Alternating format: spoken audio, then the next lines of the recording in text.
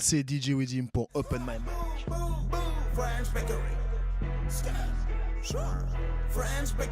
Salut DJ Widim, ravi de te recevoir. Ici on est dans tes studios, Oui. en plein cœur de Paris. On est au cœur du poulet, effectivement. C'est ça, Ouais. Châtelet. Je suppose que c'est ici que tu as conçu le volume 2 Ouais. de... En grande, oui, non, à 99,9%, ouais. C'est vrai, Ouais. pratiquement tout. Ouais, ouais. Donc ça sort le 16 février. Et avant de parler de ton projet, je voulais juste retracer un tout petit peu ton parcours. Parce que tu as commencé en fait en étant DJ dans des Disque jockey, ouais. disques jockey, dans des boîtes de nuit. Ouais, C'est dans bien des ça clubs, quoi, des clubs, ouais, des bars, des clubs, tout ça, ouais. Et en fait, dans ce genre d'endroit, est-ce qu'on passe du hip-hop? Pas vraiment en fait. Si, ça y est, moi aussi quand j'ai À la commencé. base, À la il y a base, 10 non, ans. ouais, bah il y a 10-15 ans, effectivement, c'était le hip-hop était moins présent, enfin c'était pas moins mainstream qu'aujourd'hui, quoi. Donc, ouais, non, on organisait des soirées spéciales hip-hop, quoi. C'était pas partout, il y avait du pop. Ok, Comme donc ça. t'es pas passé par une phase où t'as été DJ pour d'autres styles. Ah, C'était pas ça, du tout, non, absolument pas. Moi, j'ai commencé avec le rap, j'ai commencé la musique, enfin, être DJ, je faisais des scratchs. Tchic, tchic, tchic, tchic. Tu vois, que ça, quoi. C'était mon trip, quoi, sur des beats hip-hop. Donc après, j'en suis venu aux soirées. Mais non, j'ai pas fait disque jockey en mode, comment il s'appelle, Vincent Lagaffe, quoi. Non. Ouais. Du coup, t'as commencé un Corti. petit peu. Ouais. Qui ça? Non, Corti, tu connais pas Corti? Non. Ah, tu regarderas. Bah, j'ai l'impression que ça a l'air d'être quelque C'est chose pas mal, c'est d'incroyable. quelque chose, effectivement. Il a développé quelque chose d'assez unique. Mais bon, bref, je ne suis pas ce genre de personnage. Et donc, t'as commencé tout seul, vu que Tout seul. t'as commencé à peut-être télécharger un logiciel, à te Non, former à complètement l'époque, tout seul. ça n'existait pas en fait. À l'époque, on a utilisé des vinyles, des disques vinyles pour être DJ, quoi. Ok. Et donc, bah voilà, fallait aller dans des magasins de disques pour acheter des vinyles. Et voilà, non, on est loin, on était très loin de ce qui se passe aujourd'hui. Il n'y avait pas Internet, quoi, ça n'existait pas. Je suis Ouais. d'une année bisextile, moi. Donc, c'est hyper autodidacte en fait. Ce que t'as Ouais, fait. ouais, à mort, moi j'ai tout développé. Ouais, ouais, complètement. J'ai arrêté l'école à 15 ans et j'ai fait que ça depuis, quoi. Sans faire d'études particulières dans la musique, ouais. Et quand tu vois aujourd'hui, je sais pas si t'as vu, mais il y a beaucoup d'écoles de DJ Ouais. qui se créent Mhm. et de formation. Qu'est-ce que tu penses de ça? Bah, je pense que c'est bien, ça permet aux gens peut-être d'aller plus vite, quoi, dans l'apprentissage.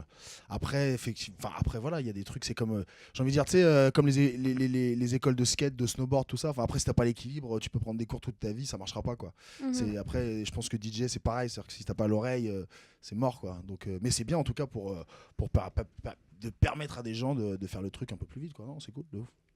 Donc du coup, c'est plus accessible, est-ce qu'on peut le dire? C'est carrément plus accessible aujourd'hui, ouais. Puis comme là, on vient de le dire, maintenant ça se passe par des logiciels en fait, via l'ordinateur, donc Ouais. c'est beaucoup plus accessible, et que ce soit financièrement déjà, et puis au niveau des connaissances, t'as pas besoin de faire des grandes études pour mixer, quoi. Voilà. Ni pour faire du son d'ailleurs. Ok. Mm. Est-ce que ça te dirait qu'on fasse un petit jeu qu'on va appeler les recettes de DJ Widim? Ah, ça me dit bien. Je vais te poser des questions, tu vas me répondre de la meilleure manière D'accord. que toi tu penses.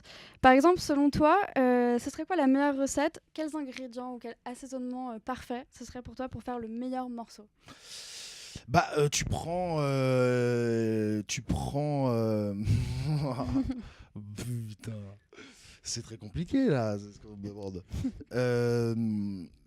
Bah, tu prends un beat qu'on a fait, Chapo et moi, tu amènes Hoodrich Pablo Juan ici, un rappeur que j'adore, et on fait un morceau, quoi.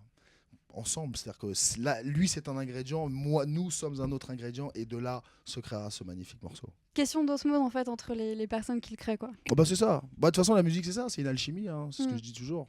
C'est juste ça. C'est comme une fameuse recette. Enfin, tu vois, il y a des choses qui se mélangent, d'autres pas. Et voilà, faut réussir à trouver le bon mélange et paf, on arrive à un truc génial. Et pour un live, genre un concert Ouais. parfait. Un concert parfait. Waouh.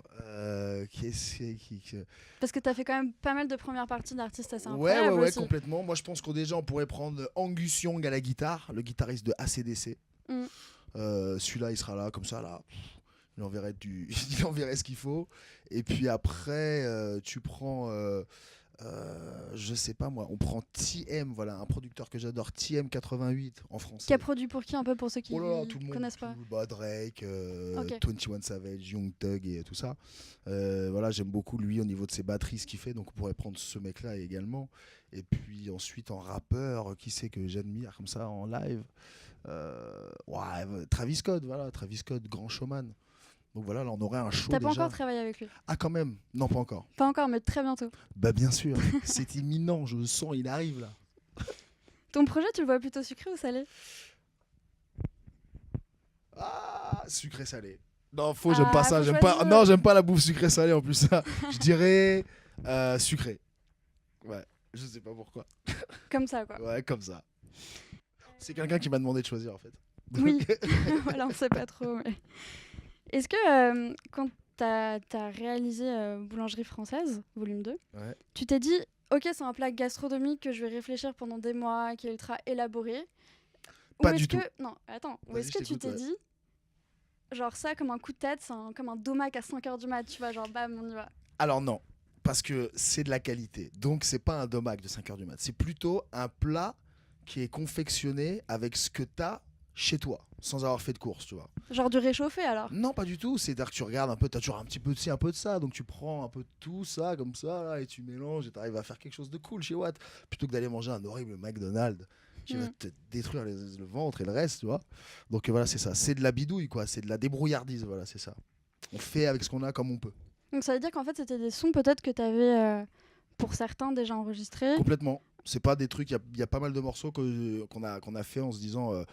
Enfin, que j'ai pas que j'ai fait pas en me disant ouais ça c'est pour la boulangerie quoi, parce que généralement je bosse avec des artistes et ils viennent ici, on se croise pendant un certain temps, ou ils viennent plusieurs fois et on fait plusieurs morceaux quoi, c'est pas une fois un morceau quoi, donc après on pioche là-dedans un peu dans ce qu'on a et puis on arrive à ça quoi. Et puis à un moment donné, tu t'es dit, ok, j'ai assez de morceaux pour créer Ouais voilà, bon après je m'étais fixé une deadline, fallait que l'album il sorte à un moment, donc on va dire qu'à la fin de l'été, voilà, on était sur la fin de la confection de la chose et puis voilà, mais ouais on s'est fixé une deadline à un moment. Ouais. Comme on disait tout à l'heure, t'as aussi pas mal bossé avec des Américains. Ouais. Enfin, surtout sur les lives, quoi. Plus Ouais. qu'en production. Mais sur les lives, ouais, à fond. Ouais, Mais du coup, tu vois un peu comment eux, ils pensent la chose, la musique. ouais, bien sûr. Et est-ce que tu penses qu'il y a une différence flagrante dans la manière de cuisiner Mhm. entre les Américains et les Français? Ouais, bien sûr, à fond. Après, comment dire? Bah, voilà, c'est ça. Tu vois, les hamburgers américains, c'est dégueulasse, toi, mais on adore ça. Bah, je pense que leur musique, c'est un peu pareil. Après, moi, ma vision de la chose, c'est le rap, le hip-hop, tout ça, c'est underground à la base. Moi, après, maintenant, c'est devenu big, mais dire la base, elle est toujours underground. Ça, on pourra jamais la changer, tu vois. Et c'est pareil. Donc, il y a ce côté. Mais finalement, c'est ça que j'aime, moi, dans la ghetto music, que ce soit dans le rap ou dans la house ou dans la bass ou la musique de New Orleans, tout ça, c'est ce côté ghetto qu'il y a dans cette musique-là, tu vois. Et ça, forcément, c'est un grain un peu comme ça, crade, tu vois. Et c'est ça aussi qu'on aime, quoi. Donc pour toi, en fait, les ricains, ils restent plus ghetto que nous. Ouais, bien sûr. Ouais. Enfin, à un certain niveau, sur certains niveaux. Non, mais par exemple, regarde, tu vois, t'as des mecs comme Drake, qui est la méga star interplanétaire number one, tu vois, qui va remixer des titres de petits mecs, quoi, tu vois, du hood que personne connaît. Genre, tu vois, quand il a fait le remix avec Makonnen, là, personne connaissait ce mec-là. C'était un inconnu, tu vois. Et le mec, il a écouté le titre et s'est dit, ah ouais, ça c'est bien, c'est un vrai morceau, c'est un vrai truc. Boum, il a fait un remix. Tu verras jamais une grande vedette ici faire un remix d'un mec inconnu juste parce qu'il a kiffé le morceau. Donc voilà, le Drake, il sait très bien que voilà, là, on a l'essence même de la street, tu vois, qui parle à un petit gars comme ça de la rue, qui arrive à sortir ça tu vois, à sortir ce méga morceau. Il se dit, ouais, moi je veux en être parce que c'est trop bien, c'est trop ça, c'est la street, c'est du hip-hop, c'est ça, quoi. Je vois ce que tu veux dire. Et ton label, parce que c'est aussi un label, French Bakery. Nous sommes un label French Bakery Bredgin, ça veut dire les frères boulangers en patois jamaïcain. C'est le Bredgin en fait, c'est un patois jamaïcain. Frères, brothers quoi. Brothers. Ok. T'as voulu du coup ramener, je pense, un truc américain, vu que tu l'as appelé. Ouais, comme c'est ça. C'est qu'en fait, tu sais, dans cette musique comme ça d'Atlanta que je promotionne depuis un bon moment, parce que j'aime ça, tu vois. Et c'est vrai qu'il y avait toujours ce truc qui revenait de cuisiner dans la cuisiner dans la cuisine, effectivement, de cuisiner quoi. Et en fait, cette histoire de cuisine, c'est que les mecs, dans leur culture comme ça de rap à Atlanta, c'est qu'ils vendent du crack. Et c'est des fours, mais de crack plus que de shit, tu vois. Et donc les mecs, ça se cuisine le crack, faut le faire quoi. Donc voilà, c'est pour ça que souvent les mecs parlaient de la kitchen. Et puis nous on voulait garder juste ce côté kitchen, tu vois, mais bon, on vend pas du crack nous, tu vois. Donc vu qu'on est français et qu'on aime bien notre folklore français, et que finalement c'est vrai que bakery, les croissants, tu vois, c'est un truc bien français. Partout dans le monde où, tu vois, on sait nous reconnaître par rapport à ça aussi. Donc voilà, on a juste mixé ces deux choses là et ça a donné ça quoi. Et toi, tu tu fais des instrus, de la prod, enfin plein de choses. Tu as pas mal de Couteau casquettes suisse. en fait. Ouais. Voilà, couteau suisse. Ouais. Mais aussi de la direction artistique. Ouais. Et qu'est-ce que tu entends, toi, par direction artistique quand tu fais ça avec des artistes? C'est quoi ton rôle en fait? Bah, c'est-à-dire que vu qu'on fait les morceaux ensemble, faut que ça nous plaise à nous deux, tu vois. Faut que ça nous plaise. Après, moi, je peux les aiguiller sur des choses. Vu qu'on est c'est un échange. C'est un échange quoi avec les rappeurs, tu vois. Donc voilà, c'est juste finalement des conseils peut-être. C'est même pas des conseils, c'est je donne des idées quoi. Ok. Donc c'est juste voilà. Mais ça. par rapport à leur texte aussi ou c'est vraiment Par rapport ouais, purement, des fois sur les textes quand je vois que des fois ça chipote un peu, enfin ça chipote, ça comment que ça passe pas des fois, qu'on essaie de contourner la chose pour arriver à mieux. Donc ouais, on bosse vraiment ensemble quoi. C'est juste ça le truc directeur artistique, enfin tu vois. Après je suis pas comme là. c'est tellement large, c'est Non pour mais ça voilà, que... c'est pas des grandes réunions avec bon ça va se passer comme ça, non, Ouais. c'est pas ça, c'est vraiment juste faisons de la musique ensemble le mieux qu'elle soit quoi. Et puis forcément, faut que ça se fasse à deux vu que t'as un mec qui fait la musique et l'autre qui rappe. Donc voilà, Ouais. c'est plus dans ce sens-là. Ouais. Toi aussi tu rappes d'ailleurs de temps en temps. Ouais, j'ambiance. Voilà, je préfère dire ça que je rappe. Tu fais quoi. des refrains. Je fais des refrains, ouais, des trucs d'ambianceur quoi. Ambianceur, c'est horrible. C'est pas mal. Ouais, DJ ambianceur. Je parlais de l'autre là, Carty, ambianceur quoi. Et à défaut de... Enfin, les rappeurs, c'est ton truc. Ouais. Est-ce que tu as déjà pensé à bosser avec peut-être d'autres artistes qui font d'autres styles? Ouais, bah justement, là on est en train de finaliser l'album de Beef Tea et on a fait appel à des musiciens pour certains titres, donc que ce soit des batteurs, des guitaristes. Mais Beef Tea, ça reste très rap quand même. C'est du rap, hein, complètement. Ouais, c'est du rap. Mais dans le rap, on peut mettre des batteries. Et, ok, donc ce serait plus au niveau de l'instru que ça... Ouais, bien sûr. Ah non, mais de toute façon, nous on fait du rap, hein, quoi qu'il arrive. Ouais, okay. Après, on peut utiliser des instruments. Ouais. Donc là, comme je disais, pour l'album de Beef Tea qui va arriver avant cet été, on a fait appel à quelques musiciens pour jouer des choses, ouais, ça tue. Avant de partir, j'aimerais te faire un petit moment vérité. Allez, petite question un petit peu perso. Ah, vas-y, c'est parti, mon kiki. Comme t'as bossé avec beaucoup de personnalités différentes, ouais. beaucoup de rappeurs différents, je suppose qu'il y a eu des caractères différents. Bah ouais. Évidemment. Est-ce que tu pourrais me dire celui qui a été le plus perfectionniste avec toi dans cet album?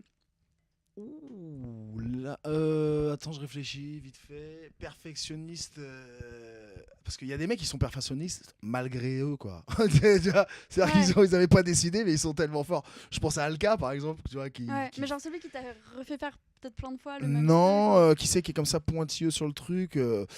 Très franchement, les mecs, là qu'on a que des personnages confirmés quoi dans la musique qu'ils font, donc à vrai dire ça va plus ça va, enfin ils savent où ils vont quoi, donc il n'y a pas besoin de recommencer les choses 100 fois, mais putain attends, je sais. Difficile.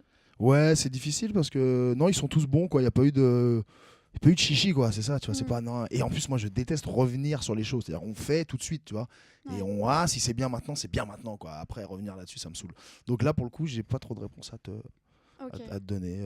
Ils sont voilà. Ils sont tous parfaits. Quoi. Ouais, c'est ça. Ouais. Est-ce qu'il y en a un qui était peut-être toujours en retard ou très souvent? Nusky. Nusky? Ouais, lui il a été 2 mois en retard. Mais bon, ça c'est fait, donc c'est cool. Voilà. Question de caractère. Quoi. Question de caractère. Non, mais après il y a des gens. Voilà. Après on habite à Paris, les transports en commun, tout ça. Tu sais, je te fais l'excuse des rappeurs. Les transports en commun, tu comprends, parce que. Et puis toi, t'es sur place, donc c'est pratique. Bah ouais, moi je suis là, donc c'est. Non, mais non, les gars arrivent. Quand il s'agit de travailler, tout le monde est plus ou moins quand même à l'heure. Est-ce qu'il y en a un qui pouvait pas se travailler sans avoir fumé, ou genre vraiment qui est tout le temps en train de fumer? Ah bah Beef Tea quoi. Beef Tea c'est Big Bankster quoi, on l'appelle. Ouais, c'est quelque chose de. C'est une consommation assez. Ça donne de l'inspiration. Bah lui, de l'aspiration, j'ai envie de dire même. Pour le coup, tu vois. C'est pas mal. Ouais, voilà, Beef Tea. Ouais. Réponse Beef Tea. Gros Bowser devant l'éternel. Pas mal. Est-ce qu'il y en a un qui mange tout le temps? Bah ouais, pareil, je dirais Al Capote. Hein. Il aime Al bien. Capote. Ouais, il mange bien. Hein. Il aime bien tout ce qui est fromage. Il est très fan de fromage. Maître fromager, d'ailleurs, il le dit très souvent. Genre le mec arrive en studio avec du fromage? Quand même pas, non. Okay, quand même pas. Et va. sinon, Beef Tea, hein, c'est le roi de la souille, c'est lui. Non, toujours bien équipé de bonus, comme on dit. Des bonus. Des petits bonus. Non, c'est pas mal. Des petits bonus. On va parler un peu love. Love. Love, tout ça, quoi. Comment ça, tu veux pas lécher mes couilles? Voilà, moi je l'attendais. Est-ce que t'es du genre, quand t'as passé la nuit avec une fille, à te lever très tôt pour aller lui chercher des croissants? Bah, bien sûr. Genre des petits Bah, en fait, croissants frais. ça dépend. Ça dépend. Ça Non, dépend mais de- ça dépend de la nuit que j'ai passée. Si ça vaut le coup ou pas, quoi. Ok. Non, mais bien sûr, je suis quelqu'un de. Je dis quand il faut être tendre et généreux. Non, c'est pas généreux acheter des croissants. C'est mignon, quoi. Ouais, c'est Ouais. mignon. Non, en vrai, si je vais acheter des croissants, c'est qu'on a faim, quoi, ensemble. Donc je vais acheter des croissants et on se fait un méga petit déj. Pas mal. Ouais. Imagine, c'est un rendez-vous romantique. Ouais. Tu ramènes une fille chez toi.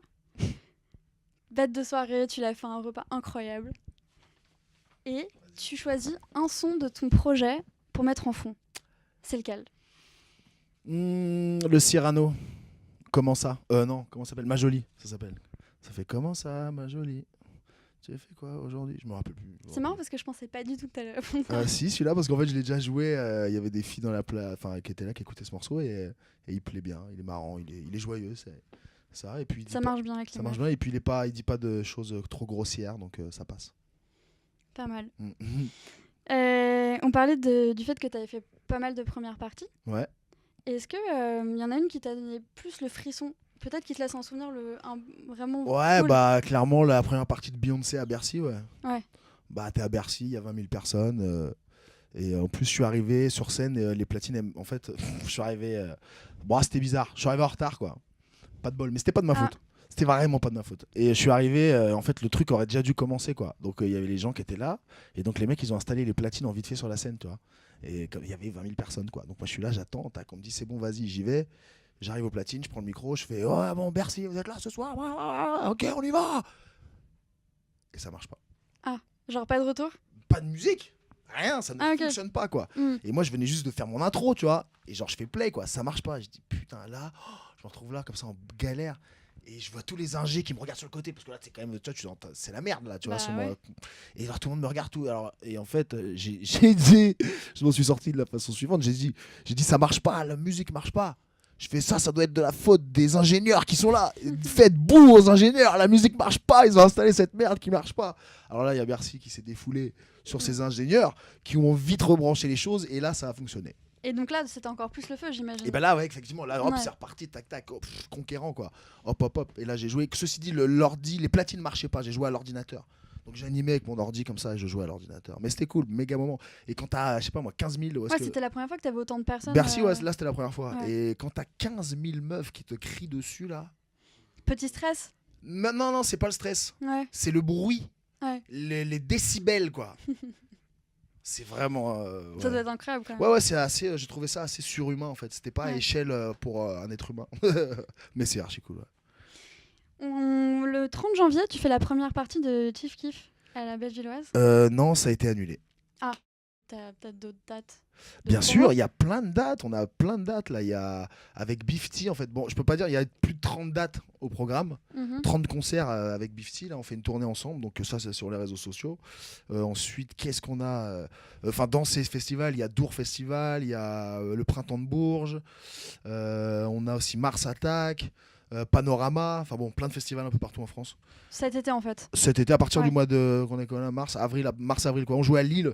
On fait Lille, le Zénith de Lille avec Romo Elvis, Lorenzo, Vald et Bifty et moi. Et voilà.